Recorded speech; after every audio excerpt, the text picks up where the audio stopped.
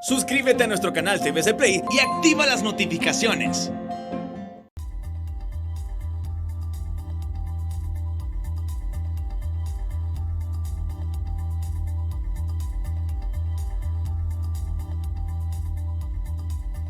Buenas noches, bienvenidos al banquillo, gracias por estar con nosotros, les saludamos desde los estudios de TSI. Hoy hablamos de la situación política en Honduras y también las repercusiones que puede tener esta actividad política frente a lo que está ocurriendo en Nueva York. Nos acompaña hoy el analista nacional José Murillo, gracias por estar con nosotros, abogado. Bueno, estamos a horas ya de las internas y primarias del domingo 14. Habían sus dudas si había o no elecciones. Parece que en medio de todo el problema que se está enfrentando por el tema de los cuadernillos, de los que quieren votar y no aparecen en el censo, pero sí tienen la identidad, podría subsanarse. ¿Cómo ve este panorama político agitado en unas primarias? Buenas noches. Buenas noches, Chendo, y muchas gracias por la invitación, y también aprovecho para saludar a todos sus televidentes que acompañan fielmente su programa. En primer lugar, debo manifestarle mi profunda decepción ante este estado caótico que está pasando nuestro país, nuestra amada Honduras. Y sobre todo, dirijo este mensaje de solidaridad a todos esos jóvenes que van a votar por primera vez y que comienzan con su labor cívica con el pie izquierdo, encontrándose con tantas falencias que en teoría no deberían darse en este momento de nuestra historia. Por eso mismo cambiamos de autoridades. Desarticulamos un tribunal para generar un Consejo Nacional Electoral, un Tribunal de Justicia Electoral. Se ha invertido ¿cuántos millones de dólares para mejorar un derecho humano, que es el derecho humano a tener una identidad, el derecho humano a identificarse, que está vinculado y es la punta de lanza con el derecho humano a ejercer el sufragio, a votar? Y todos esos derechos se han visto lesionados como resultado de la falta de pericia, de eficiencia, de eficacia de las autoridades encargadas de tutelar y garantizar que esos derechos humanos puedan hacerse valer en este país. Por eso es que me dirijo a la juventud, porque el mensaje es muy claro: hay que votar. Y hay que votar con civismo, hay que votar con amor patriótico. A pesar de todas estas dificultades que estamos encontrando en el panorama, debemos rescatar Honduras, es importantísimo. Usted me dice que se debe motivar a la juventud y en general a la población a votar, pero los partidos políticos han hecho, los precandidatos que están en esta carrera que concluye en este primer relevo el domingo, el trabajo necesario para motivar ese electorado, o estamos enfrentando una campaña que a pesar de la pandemia es más de lo mismo? Y es un tema que hemos estado abordando en distintos medios de comunicación precisamente para llamar la atención de la clase política hondureña. No nos están presentando propuestas reales que nos saquen de estas condiciones de inseguridad holística en la que nos encontramos. Tenemos inseguridad jurídica, inseguridad ciudadana, inseguridad alimentaria, inseguridad personal, inseguridad familiar, comunitaria, y no vemos respuestas contundentes de los políticos que quieren supuestamente mejorar las condiciones del país.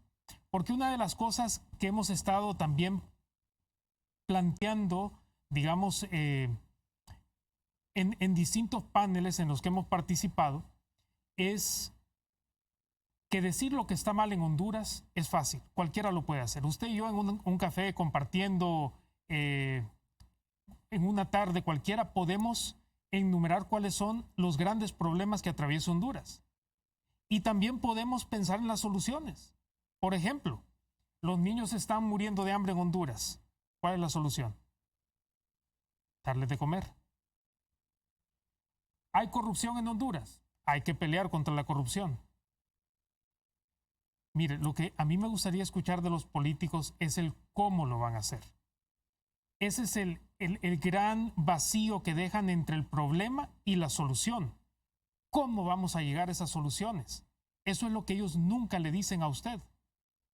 Para razonar el voto, usted debe tener todo el panorama claro. Pero aquí veo más Photoshop en las calles, en las principales avenidas y calles de las ciudades.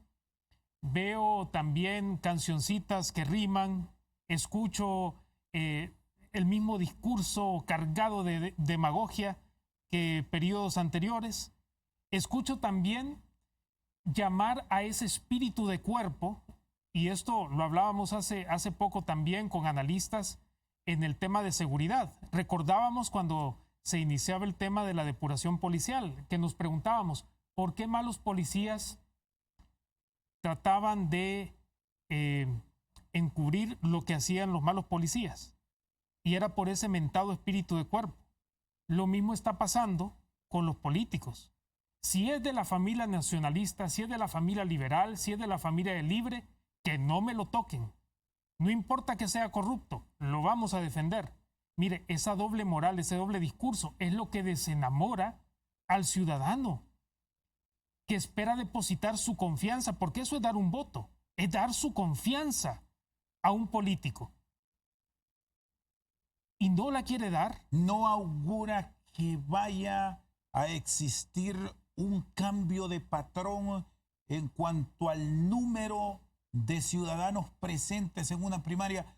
Hoy revisaba unos datos que nos compartía el Instituto Holandés para la Democracia, que la tendencia de las primarias, revisando el número de electores que están habilitados, es de apenas un 40% como máximo. Estaríamos hablando que el número a acudir con 3 partidos que son los más fuertes del país, claro que sí, rondaría los 2,3 millones como un máximo si esa tendencia se mantiene. Y de pronto, si agregamos el tema de la pandemia ahora, eso puede generar disminuciones en cuanto a esa concurrencia. ¿Vamos por ese mismo patrón o siente que la necesidad de cambio nos hará ir, a pesar del tema COVID, con mayor dinamismo, entusiasmo y cantidades a la urnas?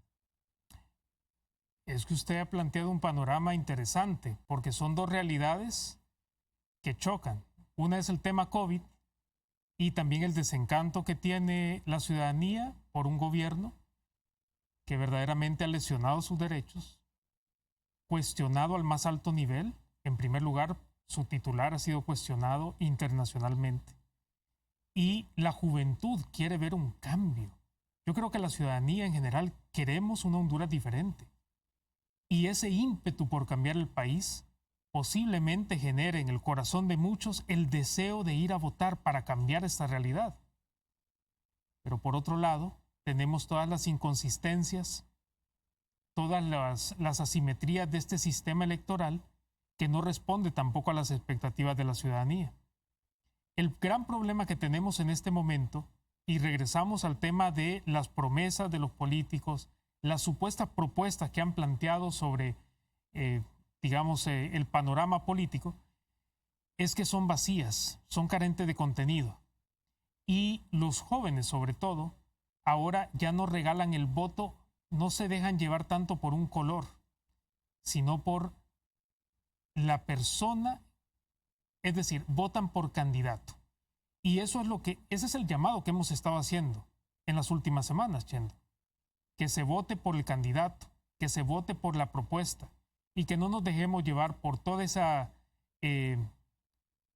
yo diría, ese montaje mediático, ese montaje de Photoshop que tanto nos quieren vender a nosotros. Desafortunadamente tenemos políticos que todavía exacerban esas necesidades del pueblo hondureño de salud, educación, vivienda, seguridad alimentaria, esas falencias que ellos mismos generan. Imagínense ustedes, esto es como el ciclo de la violencia doméstica, y perdón que ponga este ejemplo tan crudo, es como aquel que le pega a su cónyuge y después le da flores para remediar el asunto. Lo mismo pasa con los políticos.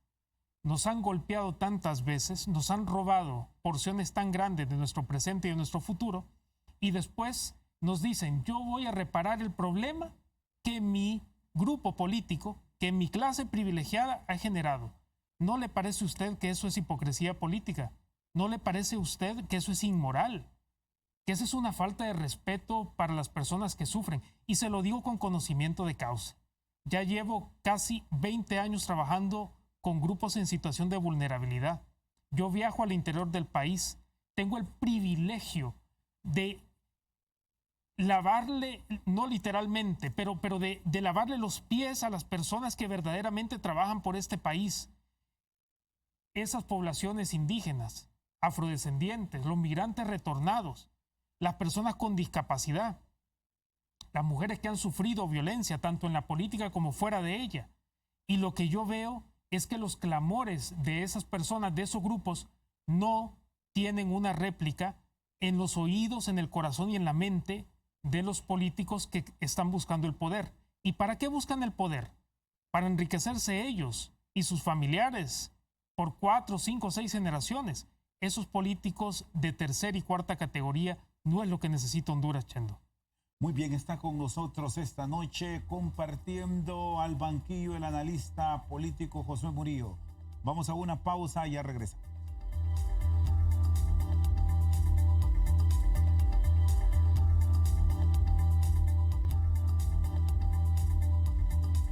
Seguimos al banquillo. Esta noche está con nosotros el analista Josué Murillo.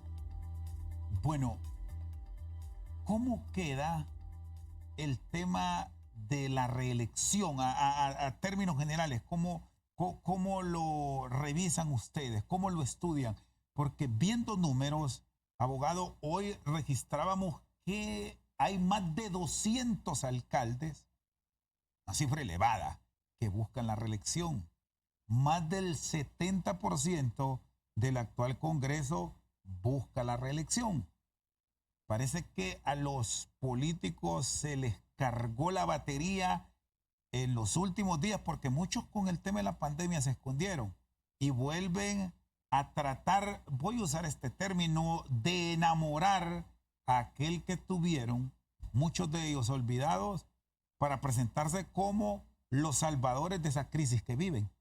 ¿Qué está pasando con la sociedad como tal? Porque muchos los terminan respaldando.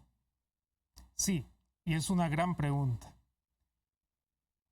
En el marco de los huracanes ETA e Iota, recuerdo que viajé al occidente del país para distribuir ayuda humanitaria que recibimos de personas de muy buen corazón a nivel internacional y afortunadamente pudimos beneficiar a muchas familias en situaciones de verdadera precariedad. Y recuerdo que les consultaba, ¿y dónde está su alcalde? ¿Dónde están los políticos que lo vienen a visitar en tiempo de campaña? Y me decían, ninguno se ha asomado. Miren, nos estamos muriendo de hambre. Esta pequeña ayuda que nos han traído, y siempre decíamos que no era nuestra ayuda, sino que de las personas que verdaderamente lo donaron, porque eso se llama ética, eso se llama integridad, que es lo que le falta a la gente que incursiona en la política.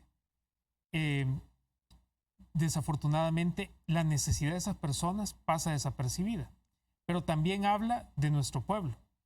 En primer lugar, un pueblo al que se le ha negado históricamente el otro derecho humano, que es el derecho humano a la educación. Un pueblo sin educación siempre va a votar por la misma clase corrupta. Y fíjese usted, siempre pongo este ejemplo. Si usted tiene una pulpería, un salón de belleza, un pequeño negocio, y contrata un administrador para que le lleve las cuentas, las finanzas de su negocio, y le quiebra el negocio, y usted vuelve a poner un salón, un negocio cualquiera, y le da al mismo administrador las llaves de su negocio y se lo vuelve a quebrar, si usted lo vuelve a reelegir, ¿quién es el del problema? Por supuesto, la falta de pericia que tiene el administrador es evidente, pero también de usted como dueño del negocio. Bueno, llámese ese pequeño negocio, ese pequeño mundo, Honduras. Y usted como dueño, también como ciudadano de este país, si le da las llaves a ese político que una y otra vez le ha quebrado el negocio, entonces también carga con parte de responsabilidad. Y en 4 años, ¿sabe lo que va a pasar? Vamos a estar llorando sobre la misma leche derramada, vamos a seguir culpando a la misma clase política sin vernos al espejo y hacer una reflexión consciente, que nosotros también votamos una y otra vez por la misma gente que en reiteradas ocasiones le ha hecho daño al país y por ende le ha hecho daño también a usted y a su familia. Bueno, y debemos decir aquí también que hay excepciones de la regla, que sí hay políticos buenos, Claro. identificados, que dentro de la crisis dieron la cara y estuvieron con su pueblo. Así es. Dejamos constancia de eso. Ahora, en el marco de todas las reformas, que siempre es común escucharlas cuando pasa un proceso electoral, que muchas veces después esos que son acuerdos y hasta con la garantía y el acompañamiento de los cooperantes se firman documentos, pero se engavetan. ¿Qué tan saludable, poniendo el ejemplo del cercano Salvador, sería a futuro pensar en la separación de elecciones? Bueno, es una... ¿Estamos preparados para un ejercicio así? En este momento no.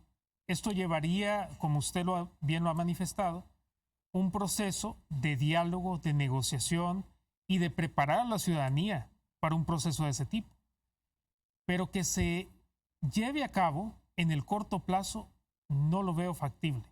No porque el pueblo hondureño lo rechace o lo repudie. Muchas de las cosas que nosotros queremos es la como misma país clase política que... lo frena la clase política. A eso iba, exactamente. Mire, muchas de las cosas buenas que podríamos tener en Honduras las frenan ellos. Las prometen después y las vuelven a frenar. Así son, con todas las reformas. Los últimos 30 años, ¿cuántas reformas no han quedado inconclusas?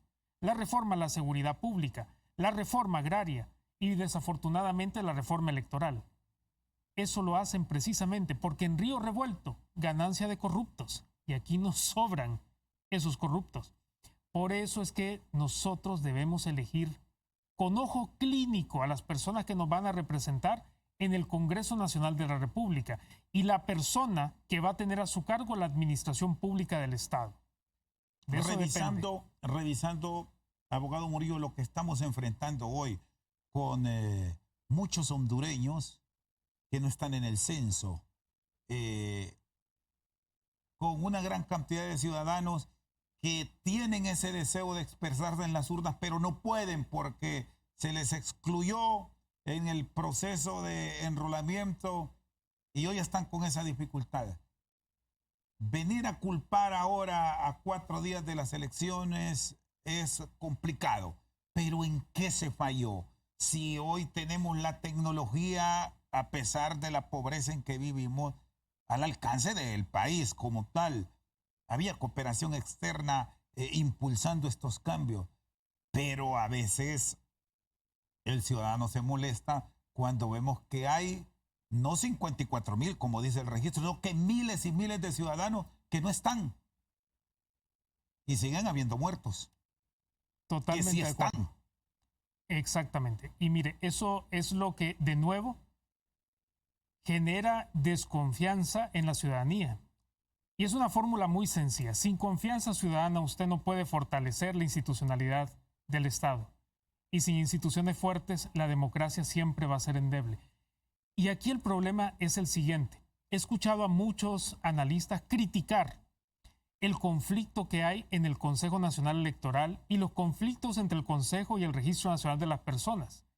Fíjese que no hay que temer al conflicto. De hecho, los estudiosos de la paz, de la irenología, que es la ciencia que estudia la paz, han entendido que el conflicto es necesario en todas las sociedades. El conflicto en sí no es malo, siempre que no degenere en violencia Y lo él... de los órganos políticos de nuestro país, ¿es conflicto o qué? Y a eso voy, a eso voy. El conflicto, siempre y cuando genere acuerdos, genere directrices claras, es positivo.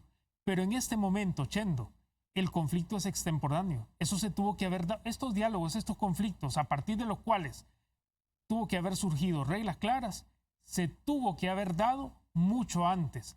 En este momento solo estamos haciendo Mire, gala de una de las características de nuestra cultura que me gustaría que nos deshagamos de ella.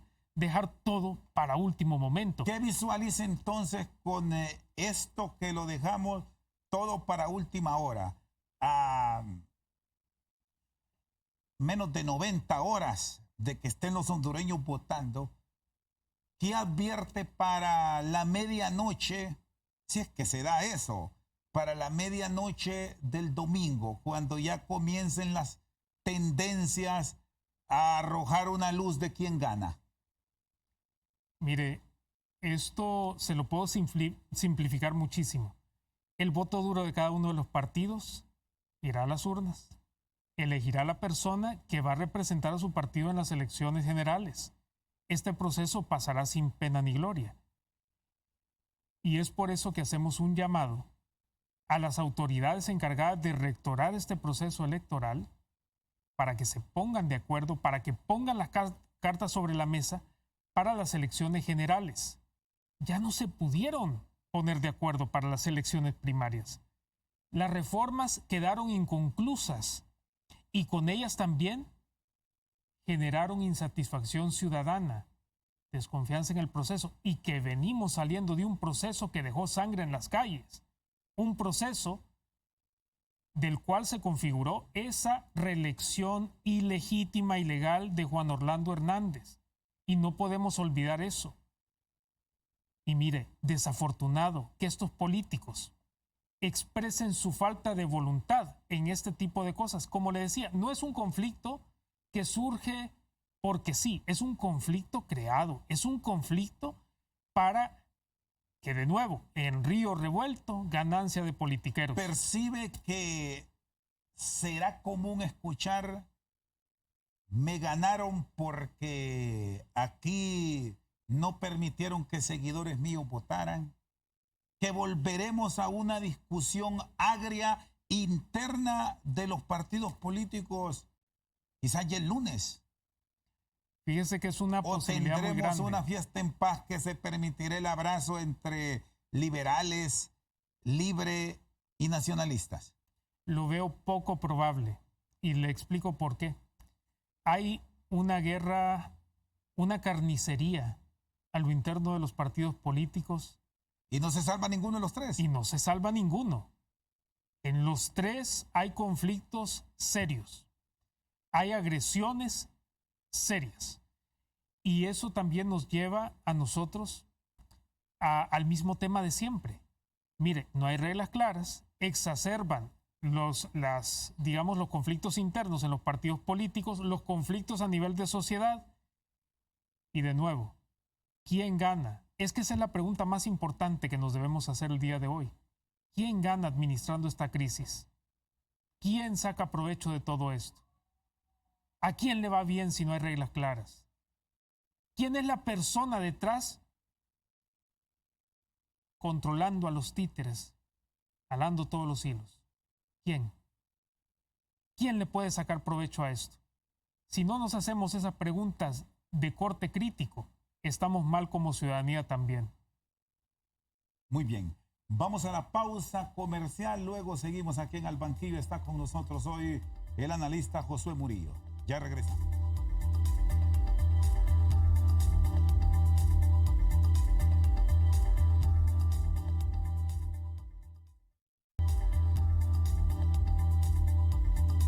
Seguimos al banquillo, está con nosotros el abogado Josué Murillo. ¿A quién le conviene entonces todo este conflicto? Nos quedó ese pendiente.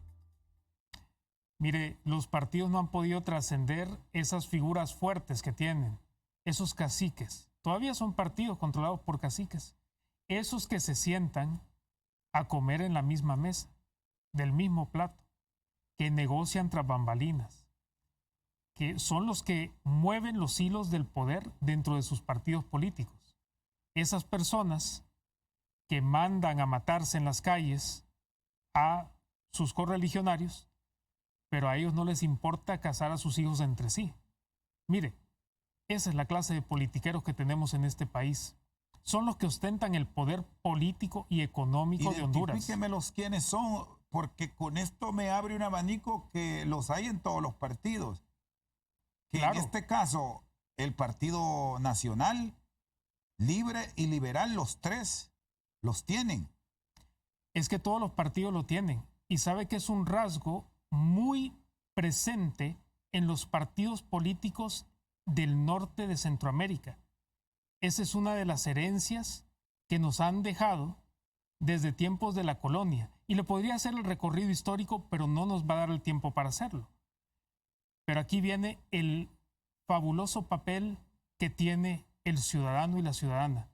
Ese papel, esa llave mágica de la democracia para votar contra los corruptos del país y a favor de esa nueva sangre, de esas nuevas propuestas, de esa nueva cara que puede darle un giro a la historia de Honduras. Y aquí en nuestro país la sociedad electora ya está lista para romper esos esquemas. Y vuelvo a lo que le planteé al principio, como lo hizo recientemente El Salvador, con un Nayib Bukele que creó un partido y destrozó así políticamente a Arena y al Farabundo Martí. Los dejó como un partido insignificante. Sí. ¿Y sabe por qué lo hizo? No tanto por las cualidades que tiene Nayib Bukele, que se las reconozco. Él tiene una habilidad extraordinaria para venderse a través de medios sociales. Recordemos también que él entró con el ejército en el Parlamento salvadoreño. Eso también es una práctica antidemocrática. Sin embargo, un parlamento que ya ahora lo controla. Exactamente. Pero pesó más las falencias y los pecados acumulados de su oposición política. Esa fue la victoria de Nayib Bukele. Visualiza eso, no viendo lo cercano del domingo 14, sino el último domingo de noviembre, o esos cacicazgos que existen en estos tres partidos políticos que definen en las urnas sus candidatos. El domingo seguirán imponiéndose por encima, muchas veces hasta de la voluntad del pueblo, porque cuando votan hacen fraude. Mire, yo creo que esta es una lucha ciudadana y nosotros estamos dando estos primeros pasos para llamar a la ciudadanía a la reflexión. Y creo que la dura realidad que enfrentamos como Honduras es suficiente motivo para que el pueblo hondureño comience a abrir los ojos y comience a analizar críticamente. Inclusive, si usted es un cachureco, un liberal, un militante de Libre, sea crítico y dele el voto a las personas que verdaderamente lo merezcan. Pero yo creo que más es apelar a la conciencia de los jóvenes, a esos que están rompiendo con el tradicionalismo electoral. Y creo que es importante también ver que hay una cultura creciente en organizaciones no gubernamentales que también están promoviendo ese tipo de cultura electoral que puede cambiar el país. Lo ha hecho en El Salvador. Mire, este es un proceso que no viene de ahora. No es que un outsider, como le llaman a Bukele, que no era un outsider realmente porque venía de otros partidos políticos, llegue al poder. Se fue también trabajando con la ciudadanía a través de espacios de participación. Y eso es importante que lo hagamos y que llamemos a la conciencia de los ciudadanos para que podamos revertir estas condiciones anómalas que nunca se tuvieron que dar en nuestro país. Por eso es que estamos gritando a los cuatro vientos, Chendo, y lo repito, mire, no vote por corruptos, no vote por narcos, no vote por los pandoros, no vote por personas señaladas por la Maxi. Sea crítico, también analice muy bien cuando sucedan las cosas. ¿Por qué en este momento se están señalando a periodistas? ¿Por qué en este preciso momento? ¿Por qué se generan estas cortinas de humo? Todas esas preguntas son importantes para construir democracia, para construir una ciudadanía activa, una ciudadanía crítica. Y no hay cosa que un Estado autoritario o un gobernante autoritario le tema más que a un ciudadano con pensamiento crítico, se lo aseguro. Josué, ¿qué partido, con todas estas dificultades que está generando esta actividad política de las primarias, visualiza sale fortalecido? En cuanto a unidad, quiero que me revise los tres institutos políticos. Arranquemos con el Partido Nacional porque lleva dos candidatos. Luego vamos con el resto. ¿Visualiza unidad granítica posterior al 14? Y de eso hablaba hoy en uno de los centros comerciales, fíjese, de Tegucigalpa. Me encontré con un nacionalista que me abordó y me dijo: estoy decepcionado en mi partido político. Pero si hay una cosa que usted debe tener presente, es que nos podemos matar en las internas, pero cuando tengamos al candidato, nos vamos a unir en torno a ese candidato. Lo mismo pasó con Ricardo Álvarez y Juan Orlando Hernández. ¿Se acuerda de la lucha campal que tenían esos dos? Sobre todo Ricardo contra Juan Orlando. Y en cuanto a Juan Orlando Hernández, después de toda esa polémica que tuvieron sostenida por un par de semanas, al final llamó a la familia nacionalista a votar espíritu de cuerpo de nuevo, para que vea cómo estos términos que parecen tan abstractos tienen también repercusiones en nuestra realidad política. Y en los liberales, 3. En los liberales, 3. Aquí la cosa está un poco más delicada. Porque ¿Por qué tenemos, es más delicado el asunto liberal que con por relación a los otros? lo que hemos escuchado en los últimos meses. Dos facciones claramente identificables. El lado que se denomina claro y el lado al que le han denominado oscuro, que es el lado tradicionalista. El lado claro tiene más afinidad con el señor Salvador Narrala. El lado que le han denominado oscuro gira en torno a la candidatura de Yanni. Entonces, la gran pregunta es, ¿qué va a pasar si Yanni se convierte en el candidato del Partido Liberal de Honduras? ¿Qué va a pasar con Luis Zelaya? Porque él no se puede dar con la piedra en los dientes y unirse a Yanni Rosenthal. Eso sería ir contra sus principios. ¿Visualiza ya ahí caminos separados? Yo visualizo caminos separados. Se fractura el Partido Liberal de cara a la general. Lo que haría Luis Zelaya es llevarse a los jóvenes que no se identifican con el discurso de Yanni Rosenthal y que tampoco se identifican con esas supuestas vinculaciones entre Yanni Rosenthal y Juan Orlando Hernández. Y eso es sumamente delicado para el Partido Liberal de Honduras. ¿Y Vanegas qué papel juega en todo esto? Vanegas, fíjese que siempre he respetado mucho dos cosas. Una, que se perfila como un hombre verdaderamente íntegro. Y dos, su locuacidad. Es una persona que puede jugar muy bien con el idioma español. Sin embargo, siento que la pugna real está entre Luis Zelaya y Yanni Rosenthal. Cerramos con Libre, con una candidata fuerte, es la única dama, por cierto, doña Xiomara Castro, y 3 candidatos que intentan competirle a lo que llamaba hace un instante usted cacicago. ¿Cómo queda Libre? Es facilísimo. El tema de Libertad y Refundación no necesita un análisis muy profundo. Simple y sencillamente lo que todos esperamos en realidad, por la tendencia también y porque está representada por varios movimientos. Y de cara a una elección general, porque con esto usted me da por finalizado quién gana. ¿Va a necesitar ese apoyo de los otros 3 ciudadanos que buscan la presidencia o se basta por sí sola para buscar más allá de Libre alianzas que le fortalezcan? Con un sistema tan cooptado como el que tenemos nosotros, con la posibilidad de fraudes electorales, que no es descabellado pensarlos tampoco, y con un partido nacional con la tendencia que ya le he comentado, que a pesar de que se odien a muerte, van a girar en torno a un candidato. La oposición tiene, si quieren llegar al poder, el deber de dejar ese síndrome que hemos visto en las elecciones pasadas, el de las primadonas. Mire, Xiomara tiene fuerza, pero no va a llegar a la presidencia sin hacer alianzas estratégicas con el Partido Liberal y con el resto de la oposición política. Es importantísimo que ellos tomen conciencia al respecto. Pero bueno, mire, aquí en realidad pesa más a veces los egos que el objetivo político que tienen los partidos. Qué lástima. Es un choque de egos lo que tenemos aquí. Como le digo, el síndrome de la primadona. Desafortunadamente quieren ser el sol del estado de Honduras y no han aprendido que tienen que negociar, tienen que sentarse, tienen que dialogar para construir un mejor país. Muy bien, está con nosotros Josué Murillo, analista político nacional. Vamos a una pausa, ya regresamos.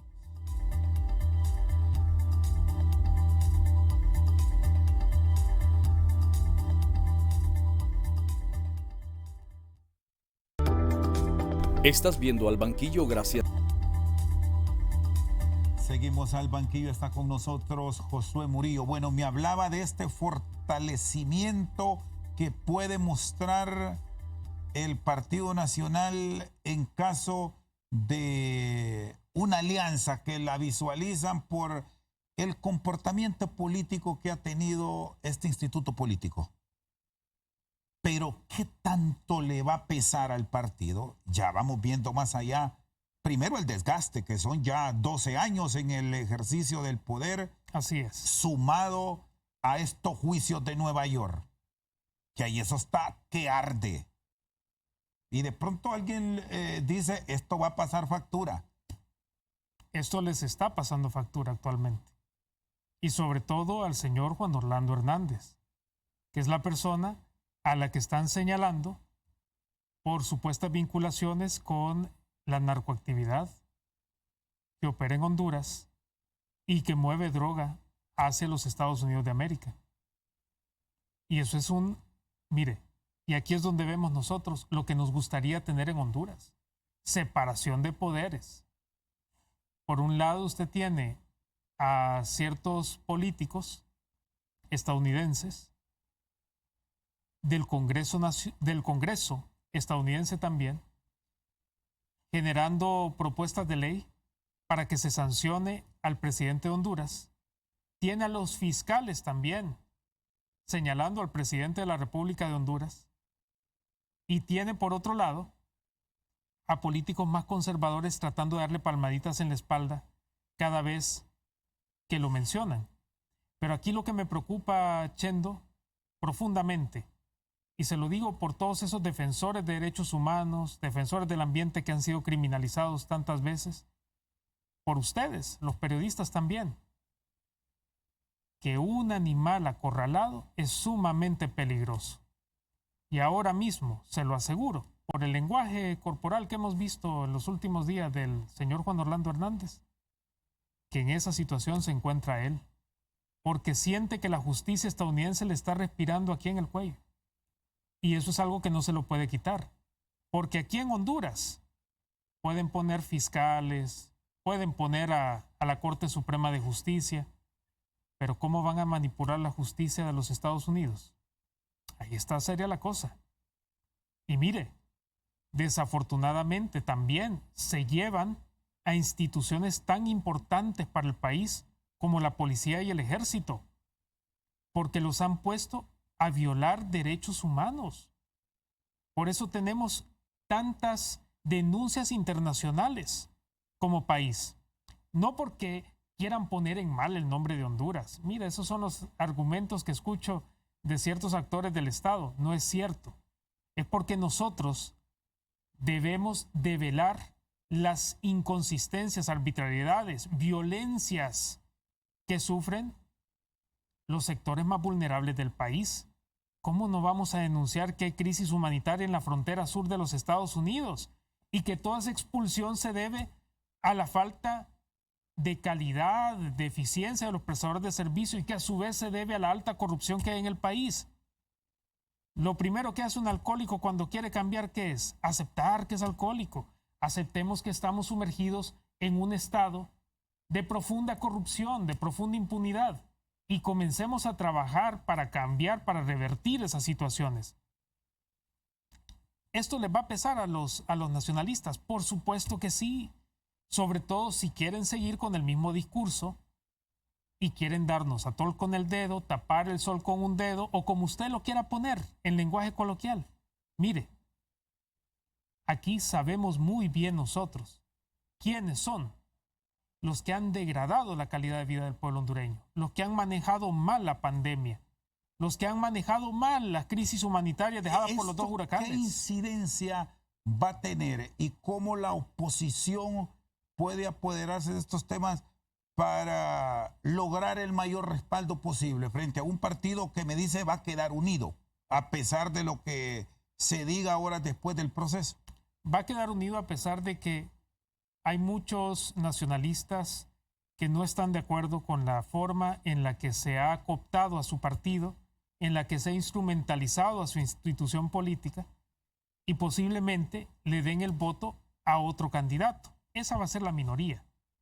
Porque una de las cosas que tiene el Partido Nacional es un voto duro, casi castrense. Sin embargo, hay mucho descontento, mucha inconformidad en las filas nacionalistas.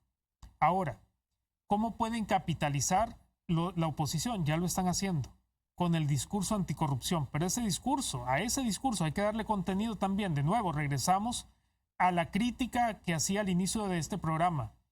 Decir cuál es el problema y cuál es la solución es fácil. Lo que está en medio, cómo lo van a lograr, es lo importante para ustedes, los políticos, porque votantes como los que estamos aquí, como los que están tras la pantalla, vamos a ser muy analíticos al momento de dar nuestro voto. Pero me dice que la oposición debe unirse, que si no hay alianzas estratégicas, vamos a más de lo mismo. Exactamente.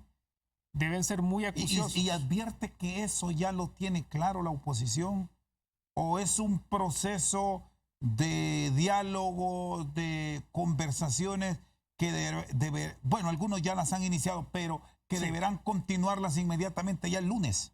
Inmediatamente después. Deben sentarse y formular su estrategia de alianzas. Es importantísimo. Si la oposición quiere superar toda esta maquinaria estatal que está operando contra la voluntad del pueblo. Porque téngalo por seguro, si se puede configurar un fraude para las elecciones generales, si ven la mínima posibilidad de hacerlo, lo van a hacer. Y la única forma de superar un posible golpe o nuevo golpe a la democracia es ver a una oposición unida y una oposición con fines claros de cómo, de nuevo, no como perfilar a una, a una figura política o a una primadona, como le estoy diciendo, que es esa batalla de egos que se tienen entre los caciques y esas figuras mediáticas que están pululando por ahí. No, lo importante es que trabajen en pro de las personas que más están sufriendo, que no sean indolentes frente a la miseria por la que está pasando el pueblo hondureño.